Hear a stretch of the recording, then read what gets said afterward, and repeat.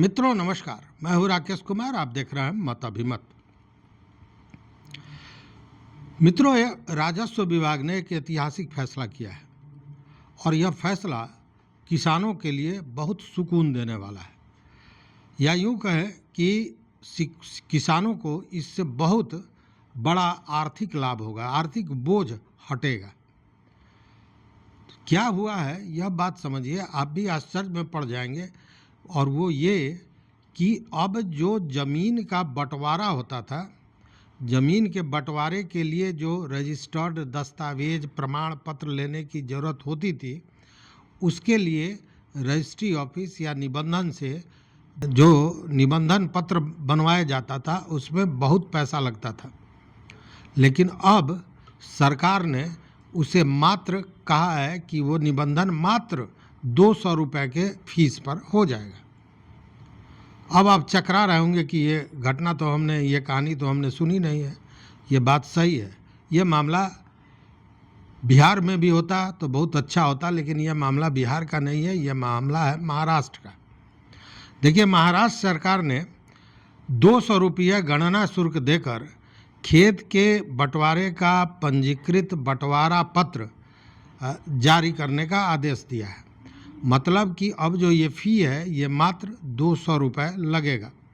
भूमि आवंटन का गणना भी होगा, इसके साथ वो भी मिलेगा, और साथ में मानचित्र, जो पंजीकृत आवेदन विलेख होता है, जो मानचित्र बनता है, वह भी मिलेगा मात्र 200 रुपये में।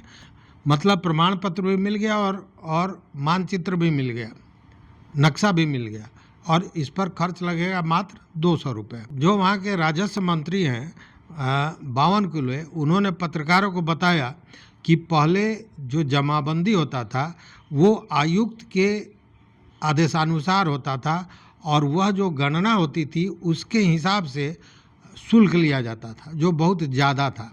लेकिन किसानों की इसको लेकर जो प्रतिक्रिया आई थी और किसानों का जो सुझाव आया था, उसके आधार पर यह निर्णय लिया गया है। और राजस्व विभाग के आयुक्त और भूमि अधिग्रहण निदेशक जो महाराष्ट्र के हैं, उन दोनों के बीच बैठक हुई, और इस बैठक में इस फैसले को अंतिम रूप दिया गया। और ये कहा गया कि अब गणना के लिए मात्र, मतलब बंटवारे के लिए मात्र 200 रुपये का शुल्क लगेगा। यह सेवा किसी विशेष के लिए नहीं होगा, आम आदमी के लिए होगा। क्योंकि बहुत सी चीज़ें हैं, जैसे अभी हमने बताया था रजिस्ट्री का एक मामला, और उस रजिस्ट्री में ये कहा गया था कि 100 रुपये में रजिस्ट्री होगा, कहीं 150 में होगा। भारत सरकार का इस तरह का आया था, जो गरीब है उनके लिए।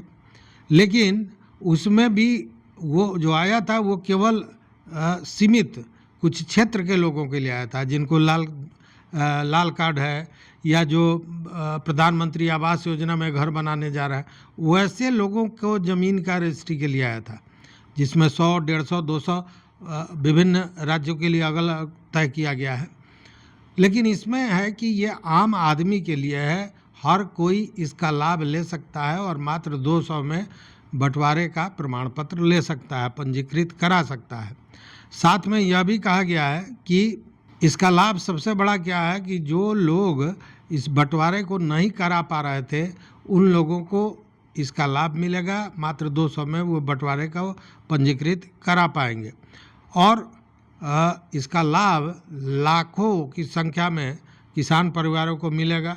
चूँकि बहुत से लोग ऐसे हैं जिनके दादा परदादा के नाम पर ही जमाबंदी है, लेकिन बंटवारा मौखिक तो हो गया है, लेकिन बंटवारा वो कागज़ में नहीं कराया है, पंजीकृत नहीं कराया है। इसके चलते उन लोगों की अपनी जमाबंदी भी नहीं है, और उसके चलते बहुत सा लाभ ऐसा है जिससे वो वंचित हो जाते हैं। तो इसलिए वहाँ के किसानों में बड़ा हर्ष है, और सरकार ने भी किसानों को ये बड़ा सुकून का चीज़ दिया है। अगर इस तरह की स्थिति बिहार में भी हो तो निश्चित रूप से इसका बहुत बड़ा लाभ होगा, और इस तर्ज पर राजस्व एवं भूमि सुधार विभाग को सोचना भी चाहिए, जिससे ये जो अभी सर्वे के समय बवेला मचा हुआ है, और सबसे बड़ा बवेला तो यही है कि जमाबंदी दादा के नाम पर है उसके बाद बंटवारा तो हुआ लेकिन रजिस्टर्ड नहीं कराया गया। और उसके पीछे कारण भी है, उसके पीछे एक बड़ा कारण यह भी है, मतलब पैसे का।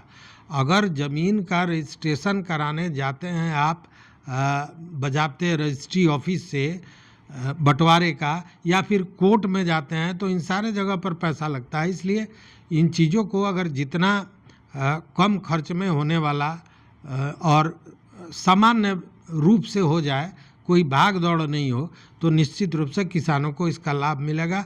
और अभी जो बिहार में सर्वे हो रहा है उसमें ये एक बड़ा पेंच है जो सर्वे को प्रभावित कर रहा है, और केवल सर्वे को ही नहीं, कई तरह की योजनाओं को प्रभावित कर रहा है। उस पर भी बताएंगे। अब तो फिर कृषि मापी भी, कृषि सर्वे भी शुरू हो गया है, वहाँ भी यही स्थिति आ रही है। लेकिन ये जो सरकार ने 200 रुपये में बंटवारा के निबंधन पंजीकृत पत्र को प्राप्त करने का जो प्रावधान किया है बहुत बेहतरीन है। और इसमें कुछ और भी शर्तें तय की गई हैं।